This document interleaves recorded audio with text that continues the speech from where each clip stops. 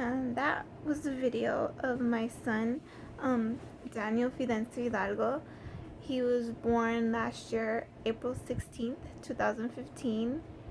And that video was taken a few minutes after he was born. He was stillborn at 36 weeks. And I'm an angel mom now.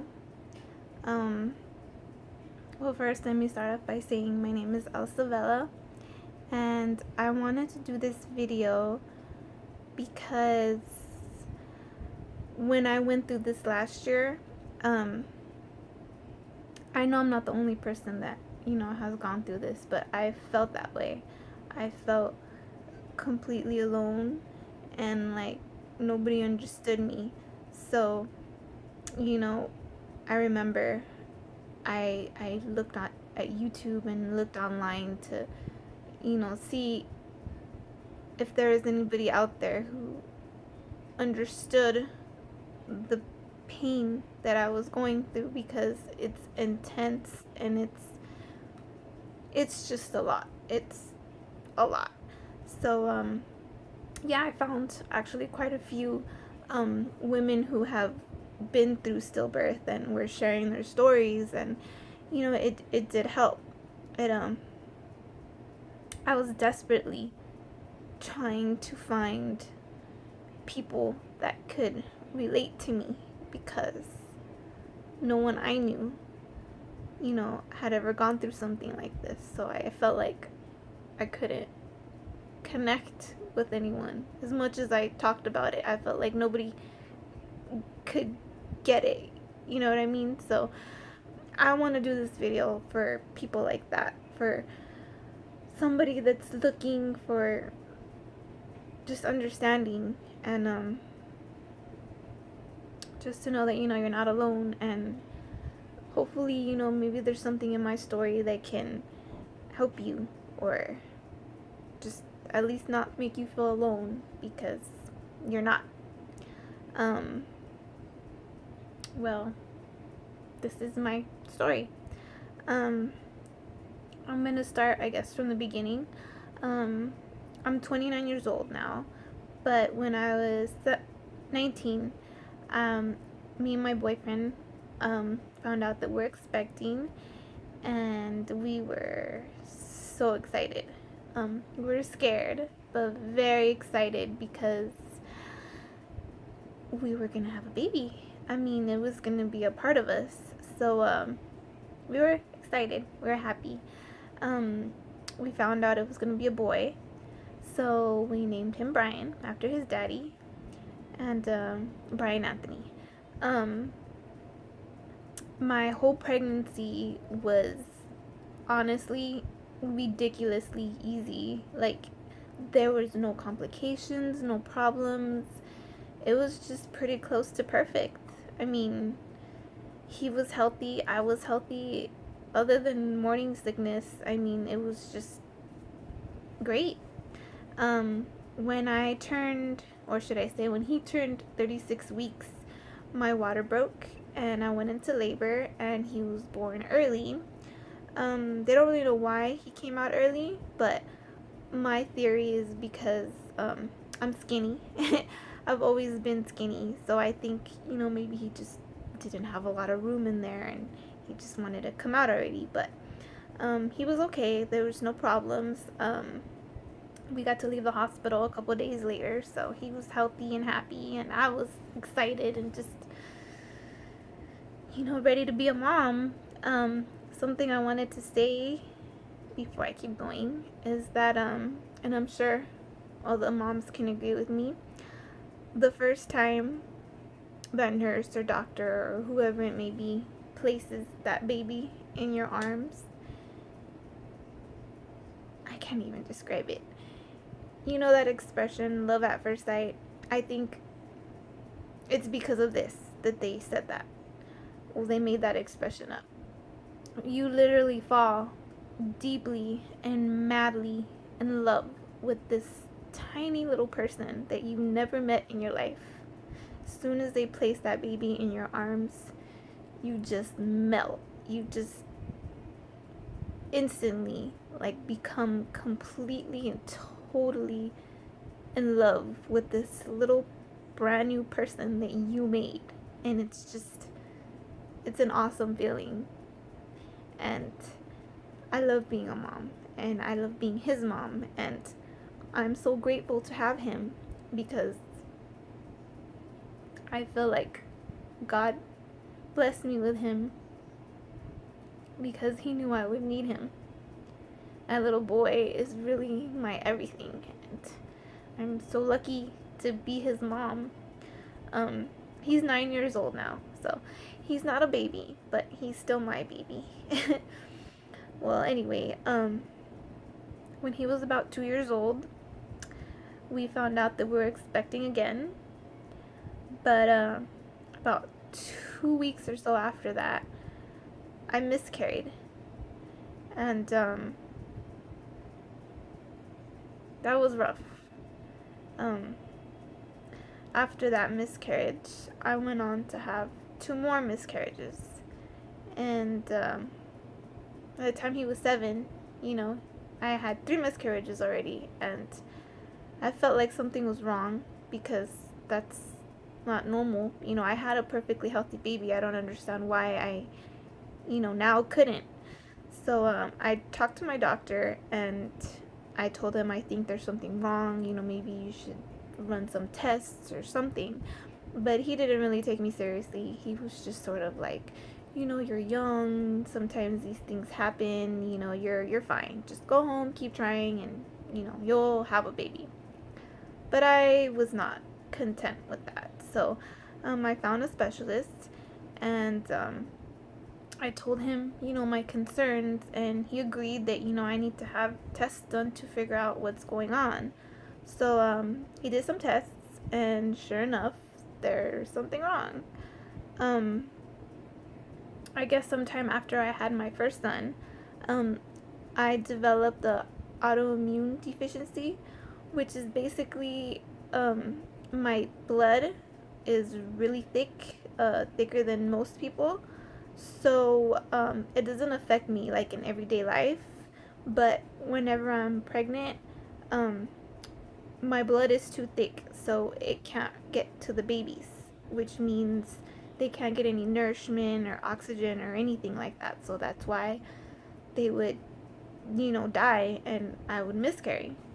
So I was sad to find that out, but he told me, you can have kids. All you need is just to be put on blood thinners whenever you're pregnant and you'll be fine. So I was like, okay, let's do this. I want a baby. This is what I want. My son's already 7. He has no siblings. Like we need to do this.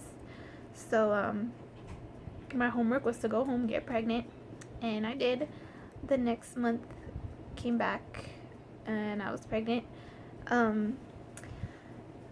They started me on these blood thinners that they're just little injections that I have to inject myself every single day, once a day. And I'm really scared of needles, but I was willing to do whatever it takes to, make this happen, and I did.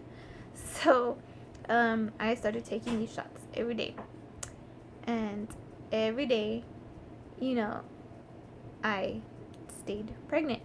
I hit 8 weeks, 9 weeks, 15 weeks, 20 weeks, 25 weeks, and I was still expecting. So it worked. I was excited and happy, and just I couldn't really believe that this was really happening.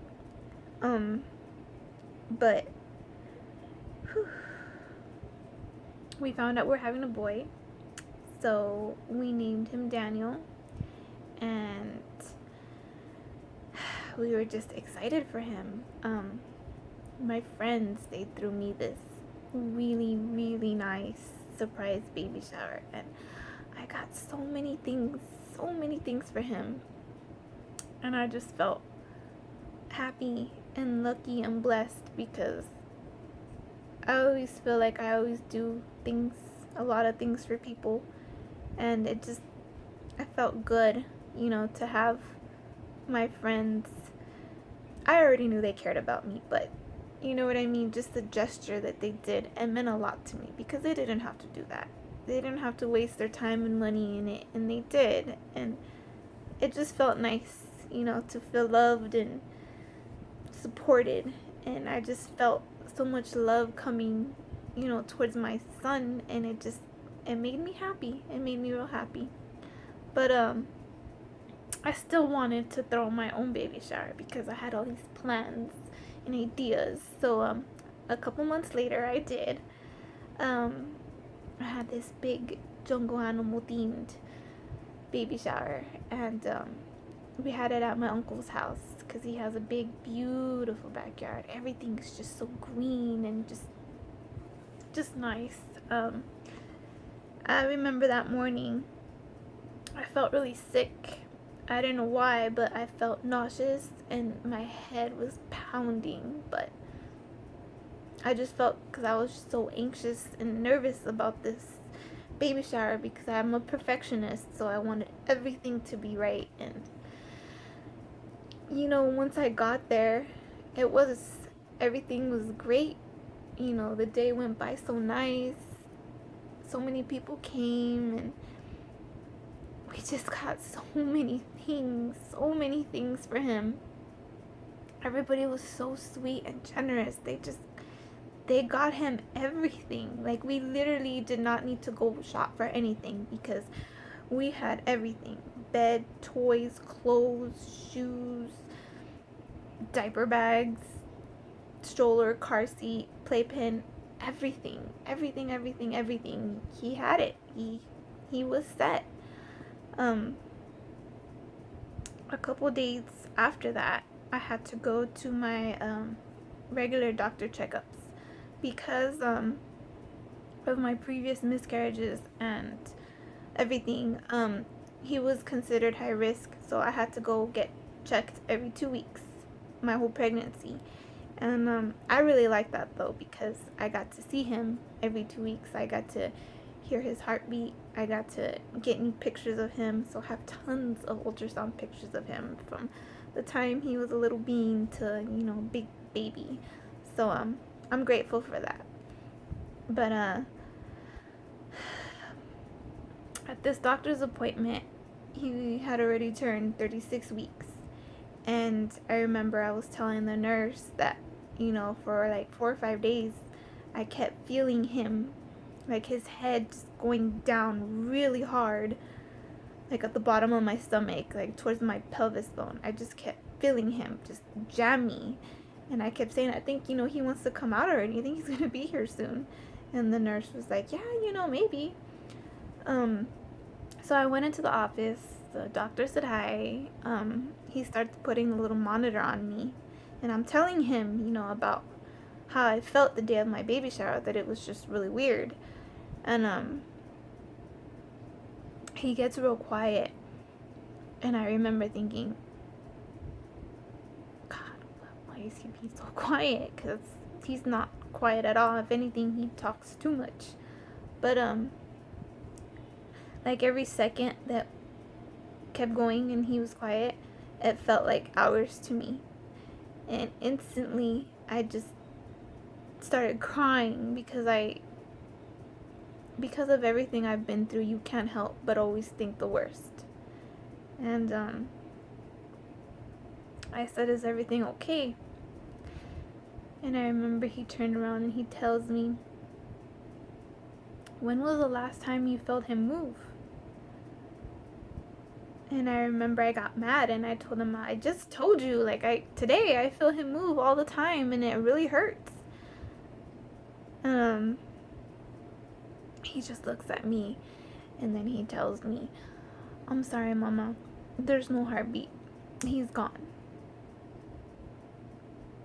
And I just remember thinking, trust me, I remember every little detail to a T. But I looked at the screen, he's right there. And I was just thinking to myself, what do you mean he's gone? He's not gone, he's right there, he's right here. What are you talking about? when he was looking at me, he had this look on his face like he just felt so unbelievably sorry for me. And I don't know why that made me angry. Like, it made me mad. Like, I felt like I just had my heart ripped out of me. And that's basically what happened. I mean, how do you have a huge baby in your stomach and then someone just tells you, oh, no, I'm sorry, never mind, he's gone, you're not gonna have him anymore? It just felt like a cruel, sick joke or something. It just felt wrong. And I remember I kept crying and asking him, but are you sure? Like, are you really, really sure? And he said, yeah, he's gone. So then he started talking about, what are the next steps we need to take. And he told me I needed to go home, pack a bag, and come back later on that night to the hospital because I needed to be induced. And at the time, I just felt so numb and confused and lost and broken all at the same time that it didn't register in my mind what was going to happen. I don't even know. I was just lost. I remember we walked to the car and I just broke down and I cried and cried and cried and cried. I was so sad and mad and confused and just numb because my baby's dead. Like, how does somebody just tell you your baby's dead when he's right there in your stomach? Like, I still feel like, wow. Anyway, we went home, told my mom, we all cried, called family, some family came, and we all just cried and cried and cried. Then a few hours later, I had to go into the hospital.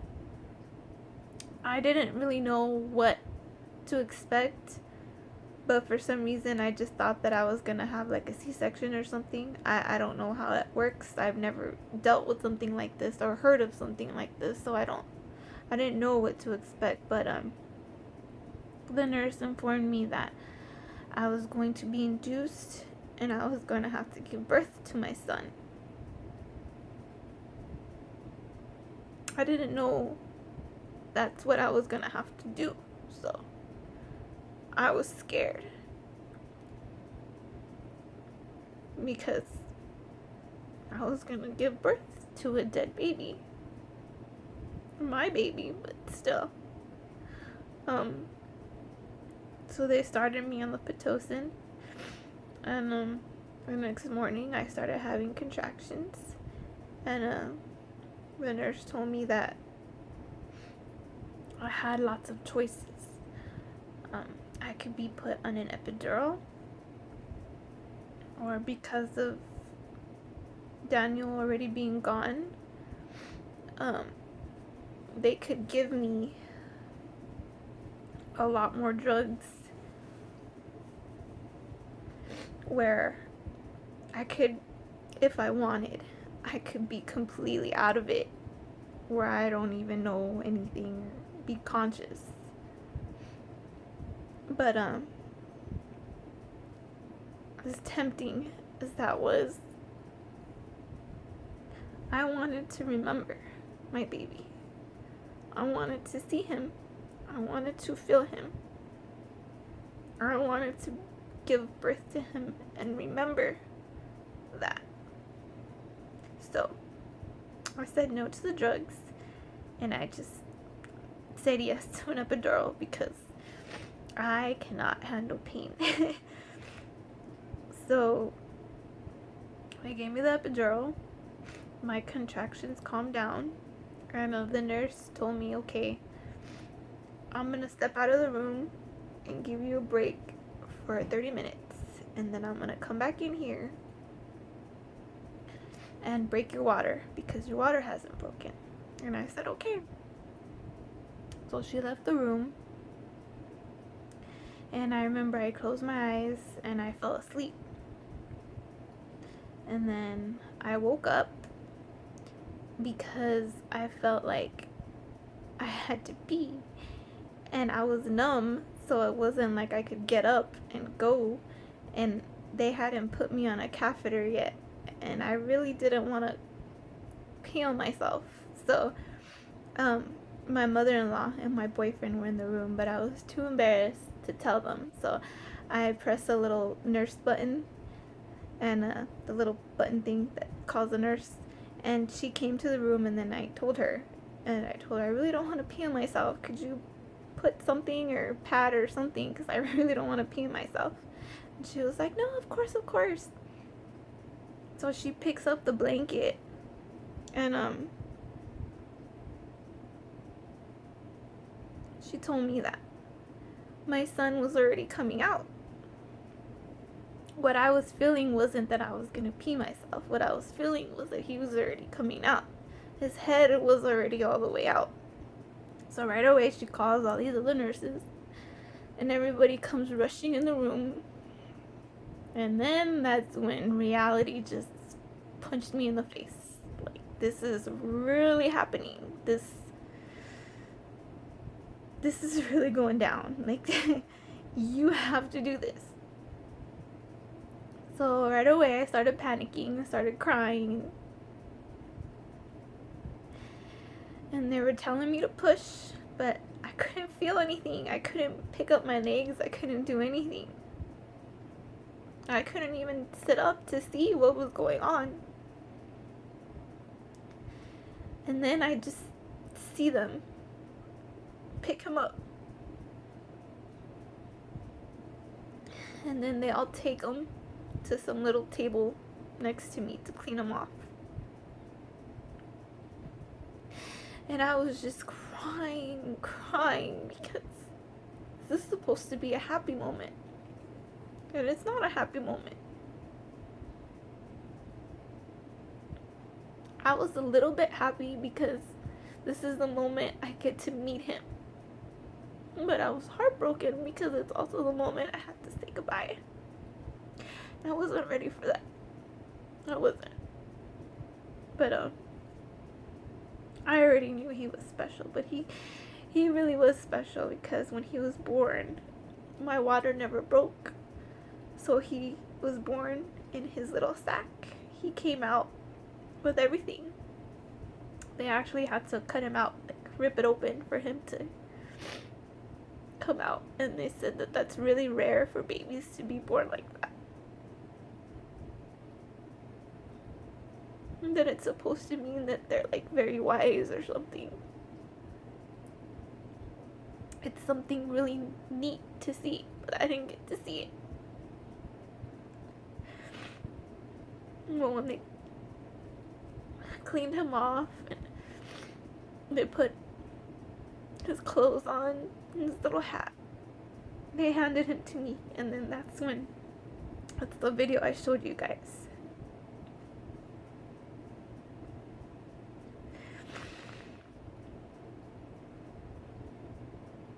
I've never felt what it feels like for your heart not just to break, but to be shattered and obliterated in little tiny pieces.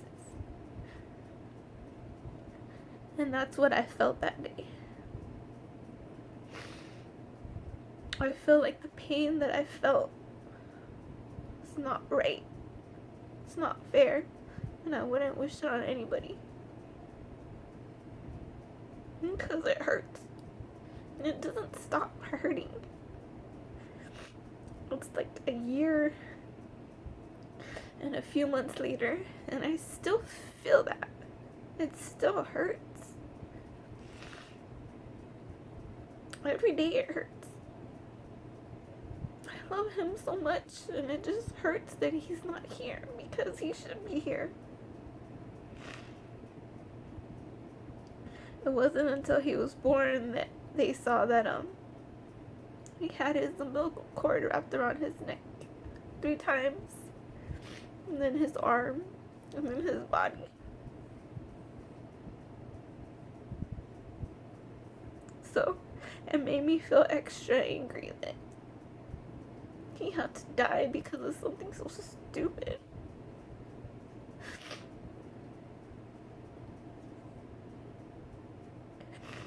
Anyway, I got to hold him for 8 hours.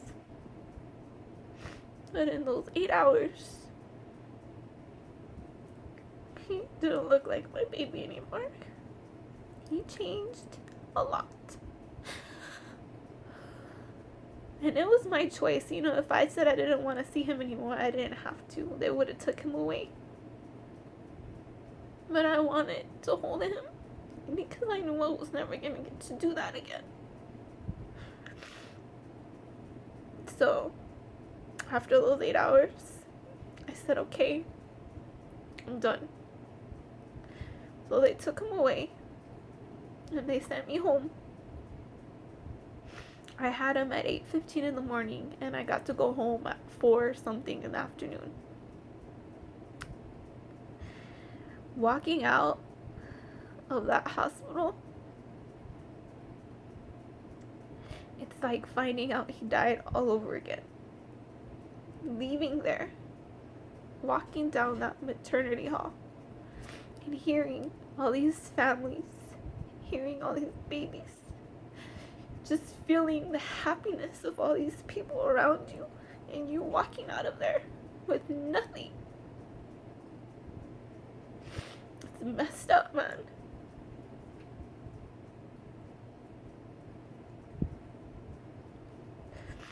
Coming home and seeing baby shower bags and presents.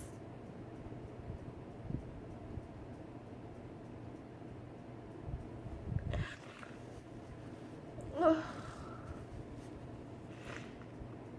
So obviously going through this stuff, I feel like screwed me up in the head because everything that went on, it keeps replaying in my head a lot. Like everything, like vividly, like the sounds of the hospital, the smell, everything. So they diagnosed me with moderate depression and PTSD. So I have to go to counseling and stuff now because it's hard for me to deal with my reality. I function just fine. It's just hard because I had to go through that. That's not even all of it, you know. That's just that day. The next day, I had to go to the funeral home, to the cemetery, to go do his arrangements because I wanted him to be buried. I wanted him to have a proper burial just like anybody else. I didn't want him to be cremated. I just wanted him to be treated like any other person because he deserved that. So my mother-in-law said that she would help us, and we were gonna make this happen because she wanted that for him too. So we had to go shop for his funeral outfit, and because he was born early, he was teeny and nothing fit him. So the funeral home said that, you know, usually for preemies that pass away, they tell them to go to the Build-A-Bear store because their clothes are teeny and they'll fit. So that's what we did, and that's where we got him his little white tuxedo.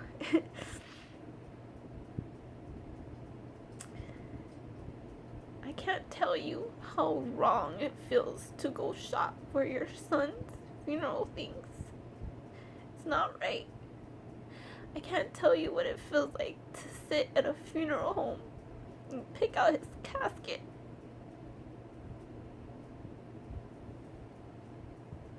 I live with that every day. Every day. It hurts. Because it's not right. It's not supposed to be like that.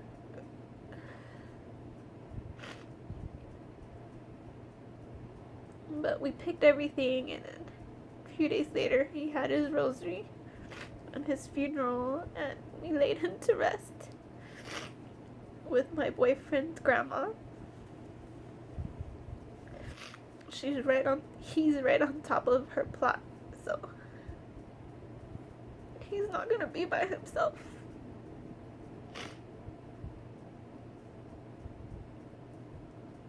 I miss him so much, and I just wanted to say that for anyone who's gone through this. I'm so sorry. It's not easy, and it doesn't get easier. I hate it when people say, well, you'll get over it. Because you don't. You never get over it. You just learn to live with it, because that's all you can do. But it's always there. It's always haunting you. What you went through, and it changes you. It changes everything. It changes the way you think, the way you feel, the way you look at things. It changes the dynamics of your family, your friends. It changes everything.